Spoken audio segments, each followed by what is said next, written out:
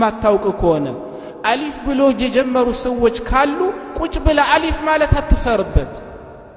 አንተ ላይ ጣቱን የሚቀስር ይኸውልህ የት ነበር ይሄን ሁላ እድሜውን ዛሬ አየው ማለት ነው። አሊፍ እኮ አውቁን ቁጭ ብሎ ማለት ነው ከልጆች አሊፍ ይላል ብሎ ጣቱን የሚቀስርብህን ሰው የከሰረው እሱ እንጂ አንተ አይደለም። አንተ አይደለም። ስትኖሩ ራሳችሁን ሆናችሁ ኖሩ፣ ስለ ሰዎች አትኖሩ። የሰው ልጅ ሲኖር መኖር ያለበት ራሱን ነው። የፈለገውን ይበል ሰውየው። አሊፍ ካላወቅ አሊፍ በል ወላሂ ላንተ ኩራትህ ነው። ለዛ ነው ሙጃሂድ ብን ጀብር የኢብኑ አባስ ረዲየላሁ ዐንሁ አንጋፋ ተማሪ ምን ይላሉ? ላ የተዓለሙ ልዕልመ አው ላ የናሉ ልዕልመ ሙስተህዩን ወሙስተክቢሩን። ሁለት ማለት ነው ሰዎች እውቀትን ማለት ነው መገብየት አይችሉም፣ እውቀትን መሸመት አይችሉም፣ የእውቀት ባለቤት መሆን አይችሉም።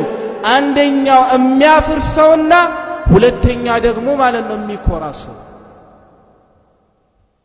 ጅህልናውን እያወቀ ከጅህልና ዓለም መውጣት ማለት ነው ግዴታ መሆኑን እያወቀ ነፍሲያ ስላለችበት ብቻ ማለት ነው መማር የማይፈልግ ሰው መቼውንም ቢሆን ከገያን ጅህልና ቀንበር መውጣት አይችልም።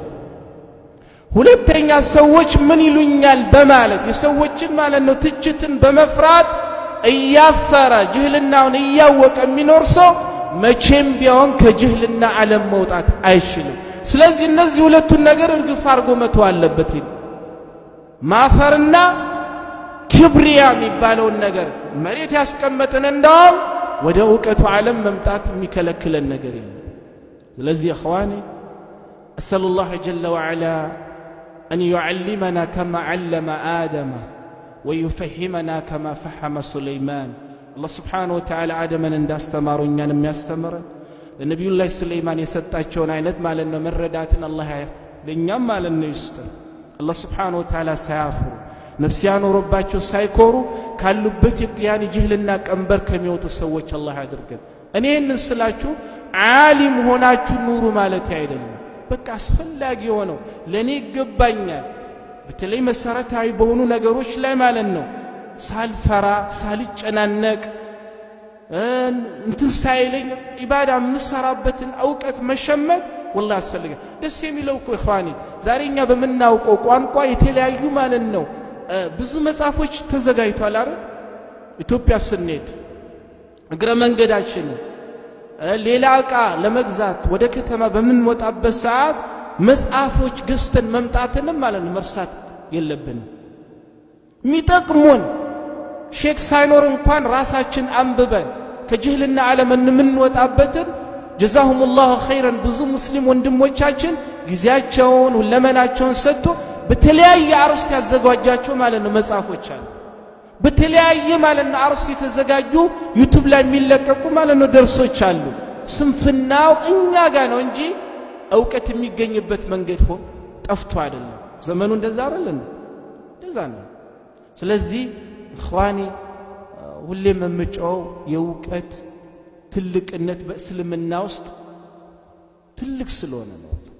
በተለይ ዒልም الشريعة ዒልም الكتاب والسنة የአላህን ስብሓነሁ ወተዓላ ቁርአን የነቢዩን ሰለላሁ ዐለይሂ ወሰለም ሱና መማር በእስልምና ውስጥ ይህ ነው ማይባል ቦታ ነው ያለው።